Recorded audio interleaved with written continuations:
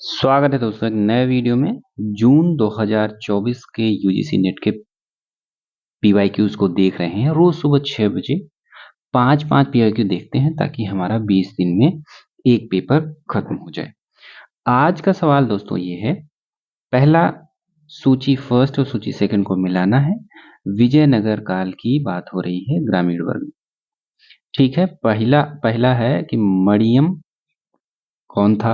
मरियम यानी किसको बोलते थे, उनका भूमिका उनकी भूमिका अर्थ इधर दिया गया है, यानी इसका मतलब क्या था। कर्णम का क्या अर्थ था, तलयरी का क्या मतलब था और तिल निकार का क्या अर्थ था। इधर प्रहरी, मुखिया, लेखाकार और भेष्ती लिखा गया है। दोस्तों मरियम जो होता था वो गांव का मुखिया होता था। मरियम, विजयनगर साम्राज्य की बात हो रही है। ये राजस्व वसूली की देख रेख करता था और प्रशासनिक नियंत्रण रखता था और राज्य का स्थानीय प्रतिनिधित्व करता था। ये यानी मरियम कौन था, ये गांव का प्रधान था, ये मुखिया था। तो ये हमारा मुखिया से जुड़ जाएगा। कर्णम की जब बात आती है तो गांव का लेखाकार ये था। गांव का लेखाकार कर्णम कहलाता था। भूमि अभिलेख रखता था, राजस्व का हिसाब किताब रखता था और दक्षिण भारत में आज भी कुछ स्थानों पर कर्णम शब्द मिलता है। तो ये कौन सा हो जाएगा, लेखाकार कर्णम। तलयरी, तलयरी या तलयरी जो भी दोनों कह सकते हैं। और गांव का प्रहरी इसका मतलब होता था, यानी चौकीदार कह सकते हैं, चौकीदार। और सुरक्षा व कानून व्यवस्था देखता था ये। इसको याद करने के लिए तलवार से याद रख सकते हैं, तलवार लेके प्रहरी खड़ा रहता था, तो ये प्रहरी में हो जाएगा। निर्निकार की बात आती है। निर्निकार क्या था, ये पानी भरने या उपलब्ध कराने का कार्य करता था, यानी सेवा वर्ग का काम था।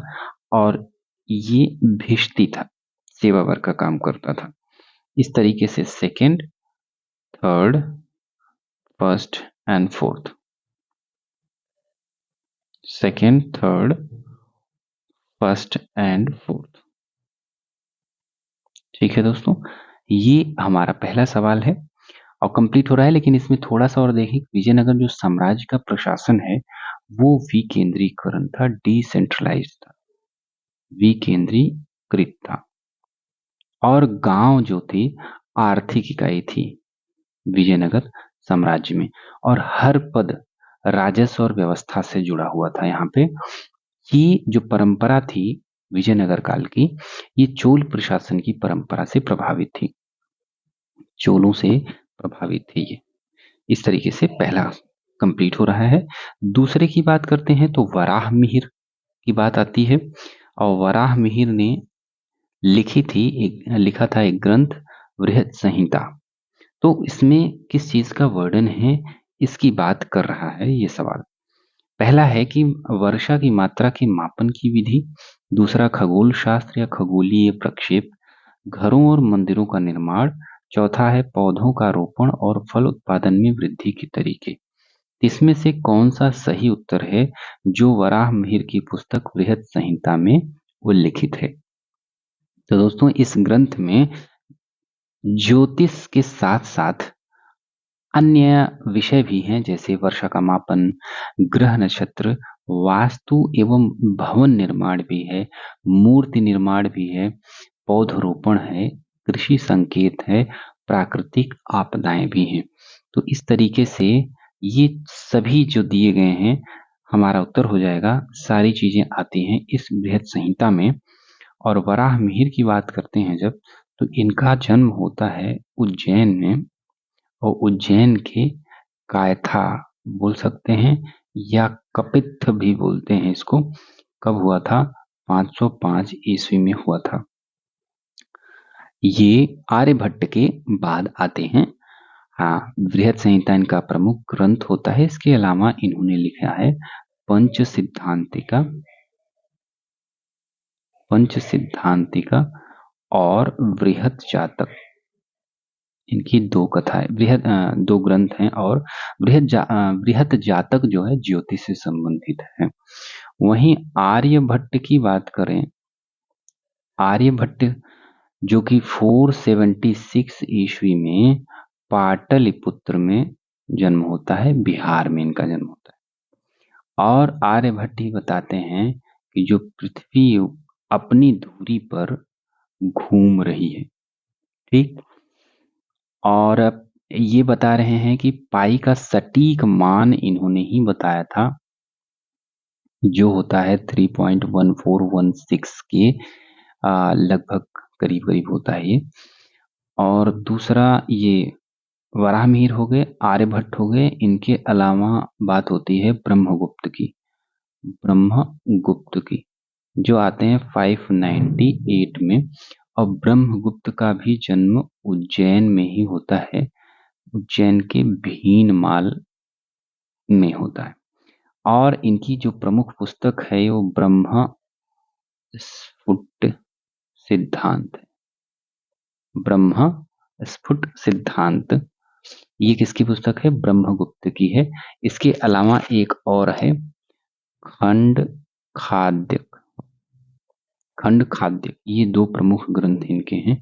शून्य का स्पष्ट नियम दिया ब्रह्मगुप्त ने और ऋणात्मक संख्याओं का प्रयोग करना बताया और बीजगणित का विकास भी इनके द्वारा ही माना जाता है, यानी इनका प्रमुख योगदान था बीजगणित के विकास में। इस तरीके से हमारा ये सवाल कंप्लीट होता है। तीसरे पे चलते हैं मित्रों। तीसरा है मौर्योत्तर काल से। और मौर्योत्तर काल में निम्नलिखित समुद्री पत्तनों को भारतीय उपमहाद्वीप में उत्तर से दक्षिण क्रम में व्यवस्थित करना है। इसमें कि जो मौर्योत्तर काल में बंदरगाह थे, समुद्री पत्तन थे, उनको उत्तर से दक्षिण यानी ऊपर से नीचे, ये देखो मैप में देख सकते हैं। मैप थोड़ा सा इसमें ये कर सकते हैं कि ये कराची के पास है, बारबेरिकम जो सिंध में पड़ता है, और ये है भृगु कक्ष जो कि गुजरात में है, सोपारा जो महाराष्ट्र में है, और मुजीरिस जो कि केरला में पड़ता है। ये थोड़ा यहाँ पे आ जाएगा नीचे, ठीक, यहाँ पे है। जो बारबरिकम है, अगर इसको देखें बारबेरिकम, तो ये सिंध क्षेत्र में है, कराची के पास में, और सिंध नदी के मुहाने पर एक बंदरगाह है। तो बारबेरिकम हो गया, ये सबसे ऊपर हो जाएगा। उसके बाद बेरीगज या भृगुकच्छ आता है जो कि गुजरात में है, गुजरात के कच्छ में, और यहाँ नर्मदा नदी के मुहाने पर है, ठीक है, नर्मदा नदी के मुहाने पर है। तो ये यहाँ पर हो जाएगा, ये उसके नीचे हो जाएगा। बारबरिकम जस्ट नीचे है इसके, थोड़ा सा इन चारों ऑप्शन में। तीसरा है सोपारा, जिसको सूरपारक भी बोलते हैं, जो महाराष्ट्र में है, नाला सोपारा मुंबई के पास में, और प्राचीन पश्चिमी तट का महत्वपूर्ण बंदरगाह था दोस्तों, भृगुकच्छ और दक्षिण में है। ये सीरियल वाइज लगा हुआ है। मुजीरिस की बात आती है, मुसीरी पट्टनम भी इसको बोलते हैं, जो कि केरल में पड़ता है, पेरियार नदी के तट पर। रोमन व्यापार का दक्षिण भारत में प्रमुख केंद्र था। अब इसे उत्तर से दक्षिण में लगाएं तो पहला ए आ जाएगा बारबरिकम या बारबेरिकम, दूसरा आ जाएगा बेरीगाजा बी, और तीसरा सोपारा डी, चौथा मुजीरिस सी। तो ये सीरियल वाइज हो जाएगा A B D C, A B D C हमारा आंसर हो जाएगा। फोर्थ पे चलते हैं। चौथा सवाल हमारा ये है कि निम्नलिखित में से एक सूफी संत थे जिन्होंने अमृत कुंड का बहरुल हयात नाम से अनुवाद किया था। तो वो कौन थे? वो थे दोस्तों शेख मोहम्मद गौस। शेख मोहम्मद गौस ने अमृत कुंड का बहरुल हयात नाम से अनुवाद किया था। चौथा, इसके बाद चौथे के बाद पांचवें सवाल पे आते हैं। पांचवा है इंडियन नेशनल आर्मी से है, और इसके नेताओं के बारे में पूछा गया है कि कौन कौन से नेता इसमें थे। तो पहला है रास बिहारी बोस और मोहन सिंह। क्या ये थे? जी हाँ, इंडियन नेशनल आर्मी के नेता थे। कैप्टन मोहन सिंह और सुभाष चंद्र बोस, बिल्कुल ये तो थे ही।